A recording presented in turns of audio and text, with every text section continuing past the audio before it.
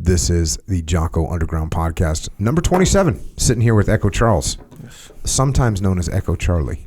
Sure. Hell yeah. So the last one of these that we did, we were talking about this psychological study called the monster study, which is really messed up and also kind of shows the kind of influence you can have over another human being, especially a young, malleable human being.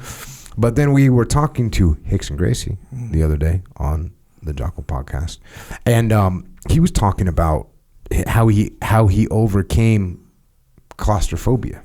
He went into the Hicks and Vejito. And I know I kind of wanted to say something during the podcast, but it would have sidetracked the podcast. Let's face it, we could have had a 45-minute, maybe 1 hour discussion about your experiences with claustrophobia. Yeah.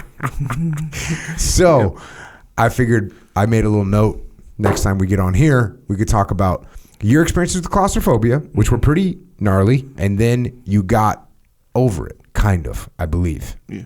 Where you at? What was it like? What did it feel like? You and I used to train, and you sometimes would tap out from not a submission, but just from claustrophobia. Yes. Well, yeah. I had a guy in one of my platoons, and we'd roll, and I'd roll with everybody. So that by the time he would show up, because I'd roll with people sequentially, hey, you come at 5:15, you come at 5:30, whatever. By the time this guy showed up, I would be sweaty, and he only probably rolled with me 3 times, because after that he just didn't want to do jiu-jitsu anymore. Yeah. But I remember him just getting so angry. I'm a cross-side or I'm mounted or something, and he's just like, and he's tapping, just fucking get off me, get off, and like walking around the mat angry.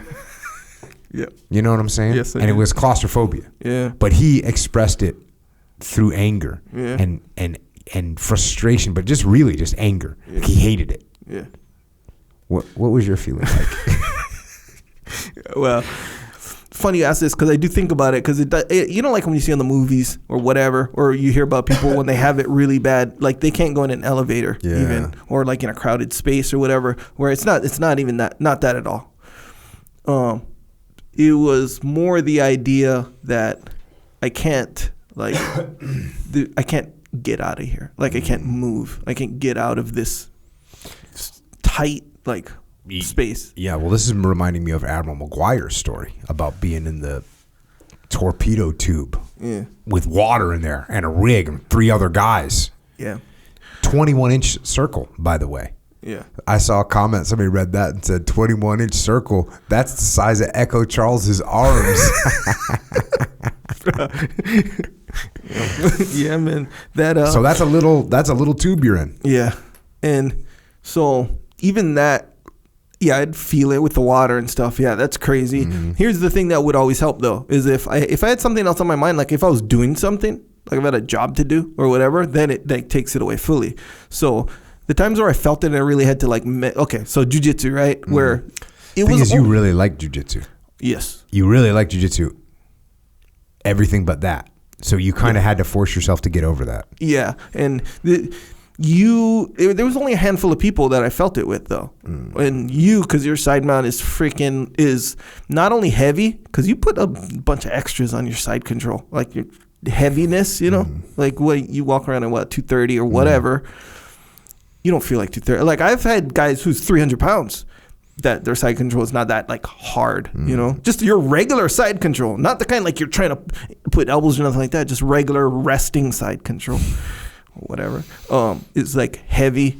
It was less about the physical feeling. It was more about the mental feeling, because if let's say I'm going with like a new jiu-jitsu guy and he goes side mount, he's 270 pounds. I know when it's time, I can get out of here. If I make it a point like I'm going to get out, I can get out. So whatever. But with you, it's not like that. So I can be like, my life can depend on it, and I probably won't get out of here. So, and then not to mention, I'm probably tired, or we'll say I'm not full energy. Right. Little short on breath, like all that thing, and you put it all together.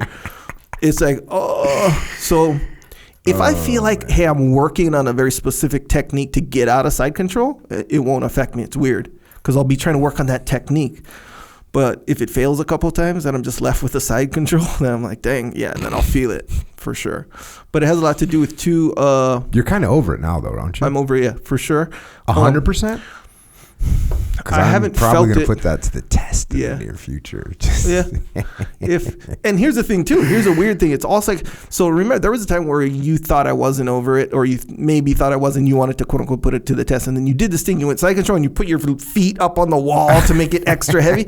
And I was like, oh, I feel it physically, but I didn't feel it mentally. Okay. Almost like so maybe you're cured. I felt like the more you're trying to do it to me, and I know you're trying to make me claustrophobic, the less it works.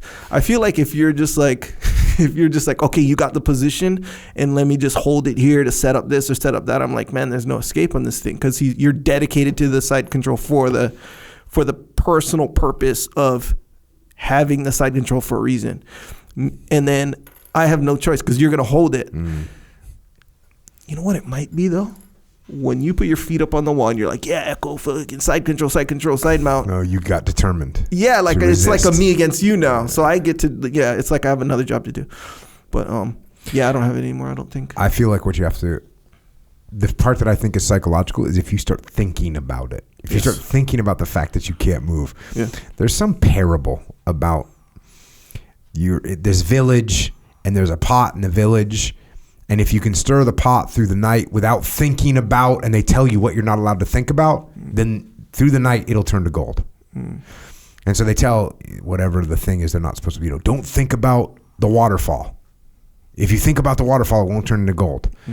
And so everyone goes out there, they're stirring the pot, and they think about the waterfall, and they don't get the gold. But then someone shows up and they say, hey, just stir this pot all night. They don't tell them what to not think about. And then they just go in there and they're not paying attention to it. Right. It just anything's like that, right? Yeah. If you don't notice someone, if someone says, hey, is that noise bothering you? I wasn't even, now I can hear it. Now I couldn't hear it before. Now it's bothering me. Yeah. So you got to learn how to shut that part of your brain off and just fixate on other things, not get focused on the fact that you can't move your arms. Yeah. Or that there's a waterfall somewhere.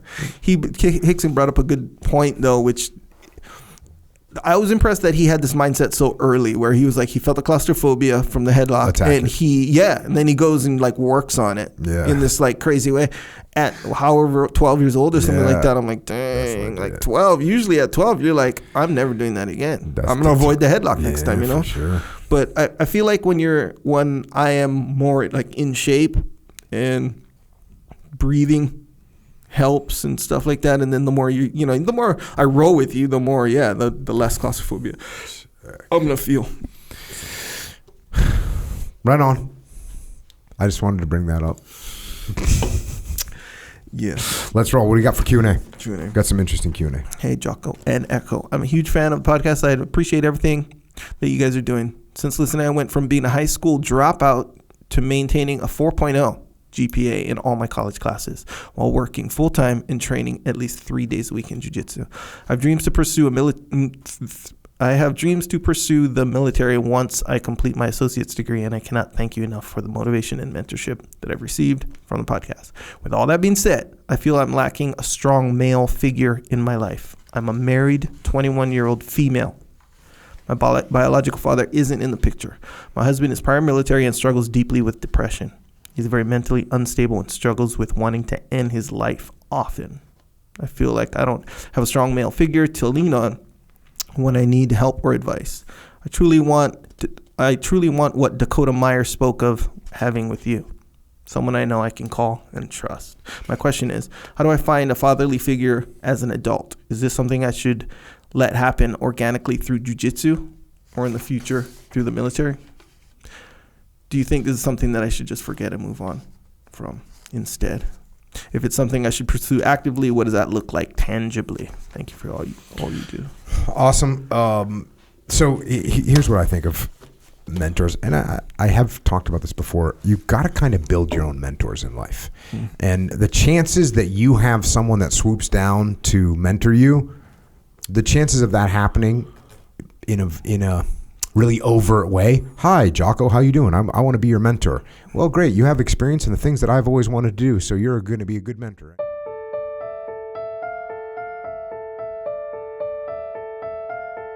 That is a little excerpt of what we are doing on the Jocko Underground podcast. So if you want to continue to listen, go to jockounderground.com and subscribe. And we're doing this to mitigate our reliance on external platforms so we are not subject to their control. And we're doing it so we can give you more control, more interaction, more direct connections, better communications with us, strengthen this legion of troopers that are in the game with us. So thank you. It's jockounderground.com. It costs $8.18 a month. And if you can't afford to support us, we can still support you. Just email assistance@jockounderground.com and we'll get you taken care of. Until then, we will see you mobilized underground.